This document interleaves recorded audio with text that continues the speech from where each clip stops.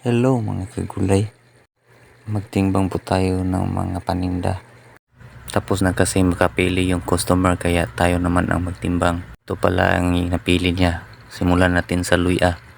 Isang piraso lang pala ng luya ang titimbangin natin mga kagulay. Pagkatapos isusunod natin yung kamatis. 3 piraso yung kamatis sa titimbangin natin. Napakamahal pa naman ang kamatis. Mahal pa sa inyong relasyon, charot. Ito namang sibuyas Bombay, nagbaba na.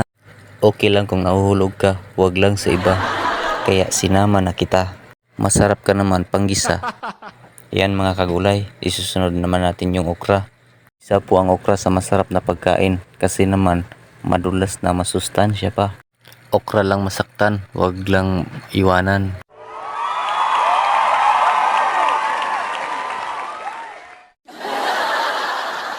Ngayon tapos na ako magtimbang sa okra. Ibabalot ko naman to sa silupin para matapos na. Bago yan, kukunin ko muna yung bayad niya. Ipapabalot ko sana, nakita ko ba marami namang tao sa kanya. Kaya dito na lang siya sa akin.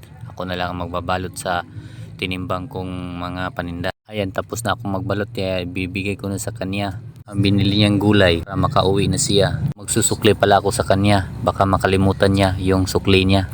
Okay lang kung makalimutan mo ako, wag lang yung sukli mo, charot. Siya na kayo mga kagulay, madilim kasi brownout kasi ngayon. Pinutay kasi ng lani ko yung kuryente, ewan ko anong nangyari. Kung madilim man sa iyo paningin, wag kang mag-alala, ako naman ang magbibideo para sa iyo para ikaw ay lumiwanag sa aking paningin. Hahaha. Ito na yung sukli mo, Miss Beautiful, bibigay ko na sa iyo. Salamat. Binilang pa niya ang sukli, baka kulang o sobra, kaya ngayon tapos na, umalis na sila. Bye bye mga customer, balik kayo. Ang tindera ko naman yung binedyo ko kasi parang busy. Ayan tuloy, napag-utusan ako, kukuha ako ng 1 at 3 pirasong palaya dyan, ibibigay sa kanya. So 2 lang napulot ko, kumuha po muna ako ng 1 para ibigay sa kanya ulit. Kasi mga kagulay, may order siyang slice na ampalaya. Dito mga kagulay, may namimili pa. Kahit madilim, pumipilit pa sila. Ewan ko ba kung may mapipili pa ba sila dyan. Tingnan nyo si Ruwaini, ang bilis-bilis niyang mag-slice ng ampalaya. Kasi nag-aabang sa kanya yung nag-order sa ampalaya niya.